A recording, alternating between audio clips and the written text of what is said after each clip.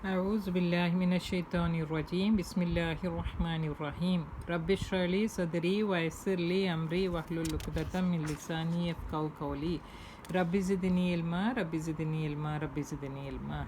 Assalamu alaikum wa rahmatullahi wa barakatuh. I hope you have understood the video which I have sent last week, and I hope you have done the work, the meanings of the words, and also the question answers which I was sent to you. Please do it on time so that it becomes easy for you as well as for me.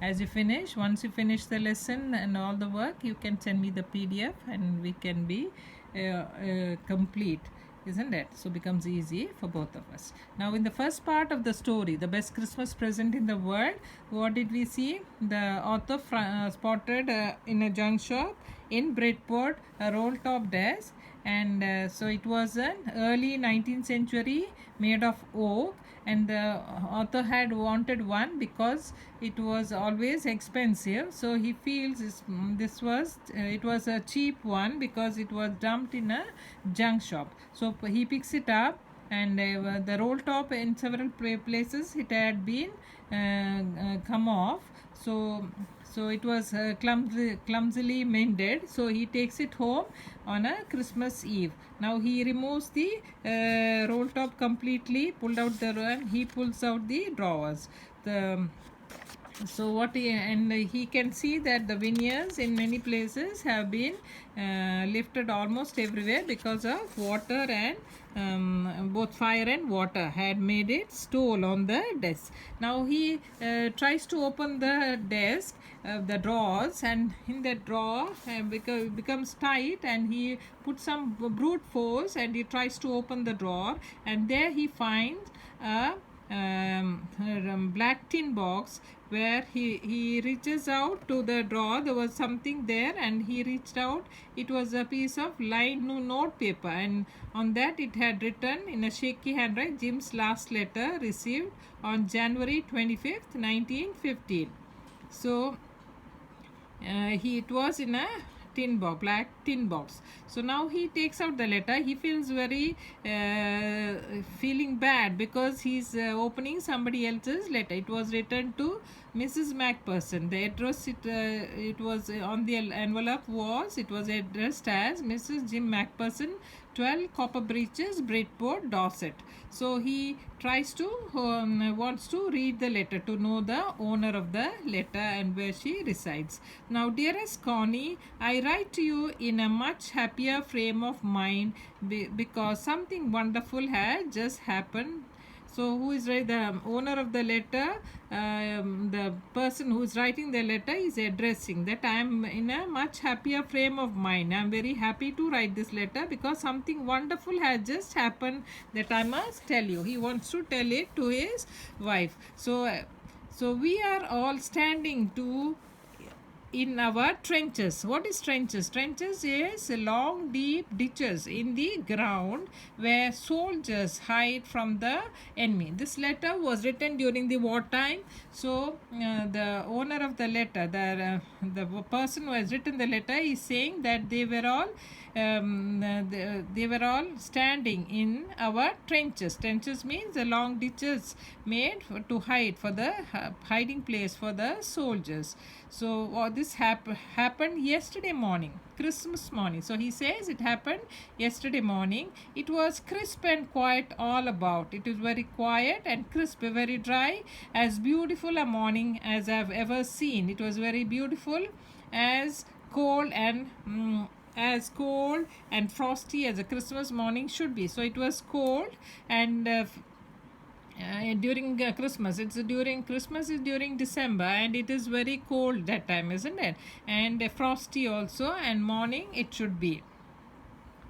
I should like to be able to tell you that we began it. So he says, I should be able to tell you that we began it. But the truth is, I am ashamed to say. So we did not begin, but it was a Fritz. Who are the Fritz? Fritz means a name for a German soldier, a common German name. So a German soldier is called as a Fritz. So they began it. They began it means first someone saw a white flag waving from the trenches opposite. So opposite side are the Germans. So from those trenches came the white flag. They were waving white flag. Then they were calling out to us from across no man's land. So there are two trenches on either side, and there is a passage where it is it does not belong to anyone, either the British nor the Germans. So it is a long stretch of land which belongs to no one. So that land is called as no man's land. So they were calling out to us from across the no man's land, from the other side of the no man's land. Happy Christmas, Tommy, happy Christmas. Tommy means the common English name used here to refer to British soldiers. So the British soldiers are called as Tommy. So they were calling out, happy Christmas, Tommy, happy Christmas. When we had got over the surprise, they were surprised because it is wartime, isn't it? So wartime means they both are wanting to fight, kill each other, but they are saying happy Christmas. They are wishing Christmas, and they are calling out Tommy, happy Christmas. When we had got over the surprise, some of us shouted back, so same to you, Fritz, same to you. So the British soldiers are calling out and saying, same to you, Fritz, same to you. Fritz means the Germans. I thought that would be that. We all did, but then suddenly one of them was up there in his great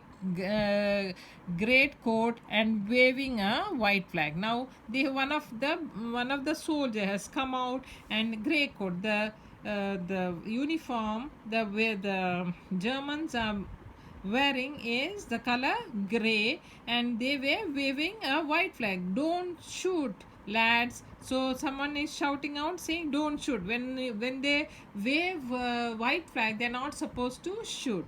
That means peace, that denotes peace. Someone shouted and no one did, so nobody is shooting. When they see another person from the opposite, they shoot. But since he is waving a white flag, we are not supposed to shoot. Don't shoot, lads. So someone is shouting don't shoot.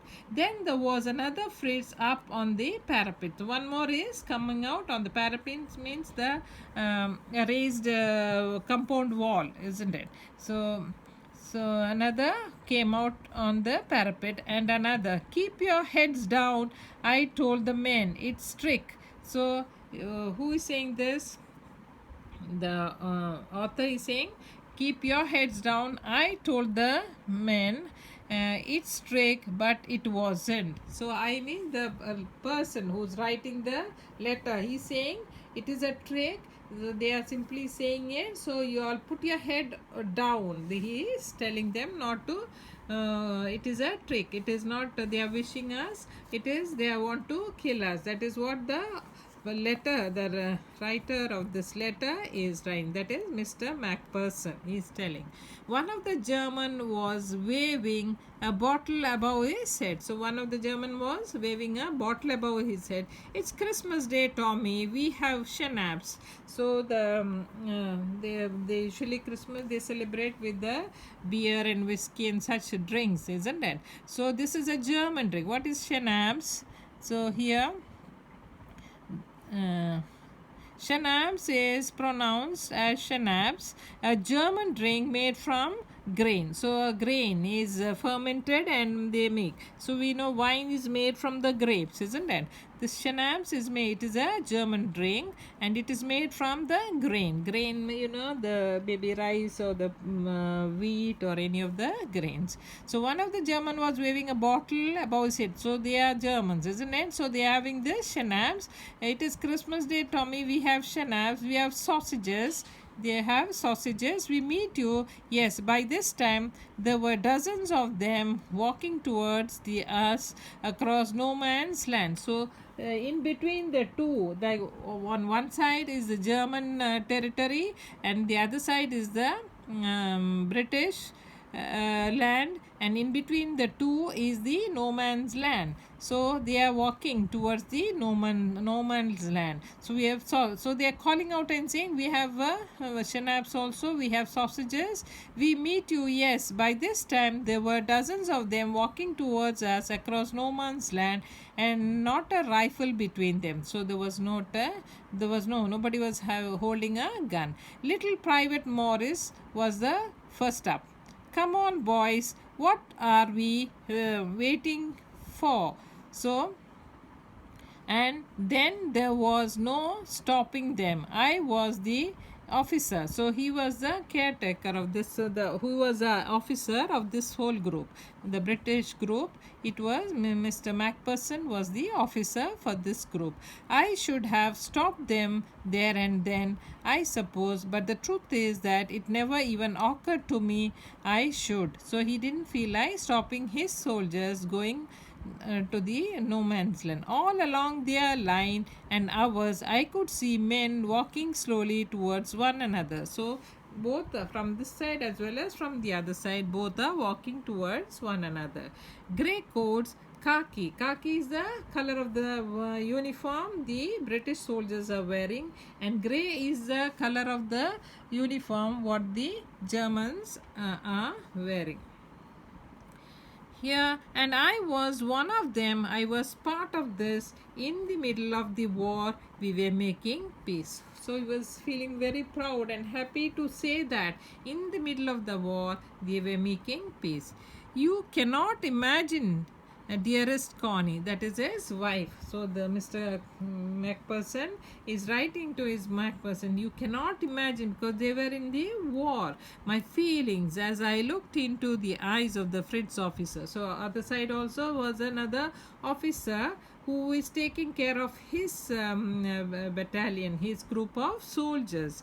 So who approached me, he came towards this Mr. Macpherson, hand outstretched. He is putting his hand, outstretched his hand to give, to shake his hands. Hans Wolf, he is calling out and telling, I am Hans Wolf, he said, gripping my hand warmly and holding it. So he is holding it, he is holding it, and I am from Dusseldorf. So he says that he is from the place Dusseldorf.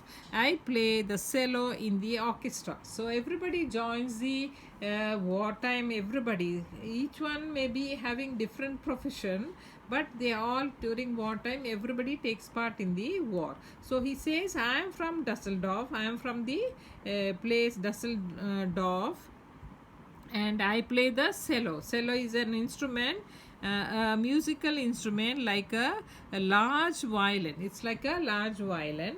And he says, I play the cello in the orchestra. Orchestra is the band, isn't it? With all different types of musical instruments, they make the orchestra. So he's saying, I play the cello in the orchestra, and I am Mr. Hans Wolf, and he is wishing the other British officer happy Christmas. Now what happens? Now the other soldiers are all mingling together. They are very happy together. They are meeting each other. Now, Captain Jim Macpherson, I replied. So who is saying this? The Macpherson. He says, I am Captain Jim Macpherson, and a happy Christmas to you too. So he is wishing from his side, and I am a school teacher from Dorset in the west of England. So he says, where is he from? The Mr. Macpherson says he is from England, Dorset, and it is the west of England. The Dorset is the place where on the west, in the west of England, and I am a school teacher. Dorset, he smiled. So he knows something about Dorset. Dorset, he says, I know this place. I know it very well. So the German officer, he feels that he has heard of this place. So I know this very well. We shared my rum. So Mr. Macpherson was having the rum with him, and rum ration and his excellent sausages. So they were having sausages what he had brought, and we talked. Connie, how we talked. He spoke almost perfect English. So he knew English. The German officer knew English, but it turned out that he had never set foot in Dorset. So he had never come to Dorset, but he was speaking very good English. Never even been to England. He has not been to England either. He had learned all he knew of England from school and from reading books in English. So this German officer was reading English books, and he knows all about England and from reading English books. His favorite writer was Thomas Hardy. So he was very he was his favorite writer was Thomas Hardy. His favorite book, Far from the Madding Crowd. He had read all these books. So, but in No Man's Land, we talked of Bathsheba and Gabriel Oak and Sergeant Troy and Dorset. So all this they have been discussing. He had a wife and one son. So the German officer had a wife and a son born just 6 months ago. So he was 6 months old. As I looked about me, there were huddles of khakis and grey everywhere. Now they were playing together everywhere, all over No Man's Land. So in between, you can see in this picture, in the No Man's Land, all are playing. They are playing football.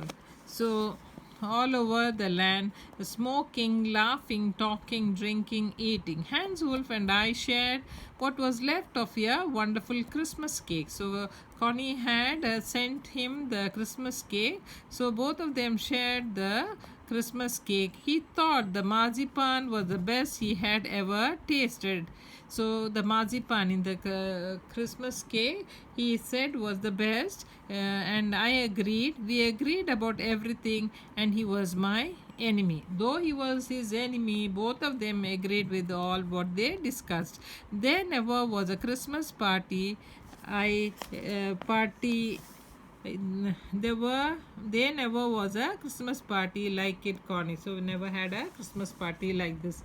Then someone, you know what is marzipan? Marzipan is a sweet covering on a cake made from sugar, eggs and almonds. So almonds is powdered and it is mixed with sugar and egg to make a thin layer which is applied on a rich cake. Usually it is put on the base of the cake and it is white in color and it gives a good taste for the cake. Then someone I don't know who brought out a football. So somebody brought a football and great coats were dumped in a place to pile up goal posts. So they put all the coats, grey coats, and the other grey and the other one is khaki. Both they were piled to make the goal post, and the next thing we knew it was Tommy against Fritz. So Tommy and Fritz are playing together out in the middle of No Man's Land. So they are playing. Hans Wolf and I looked on and cheered, clapping our hands and stamping our feet to keep out the cold as much as anything. So it was very cold, isn't it? There was a moment when I noticed our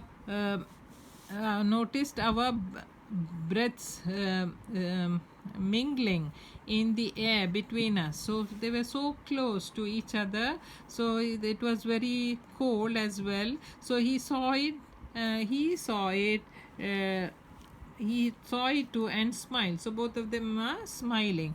Jim McPherson, he said after a while, I think this is how we should resolve this war. So he says we should end this war with this, like with the football match. War, a football match. No one dies in a football match. No children are orphaned. No wives become widows. So we should end the war with a football match and not fighting with each other. I would prefer cricket, I told him. So he says, who says this? The British officer says, I prefer cricket, I told him. Then we Tommies could be sure of winning. So he says, if we play cricket, it would be the British who would win the game.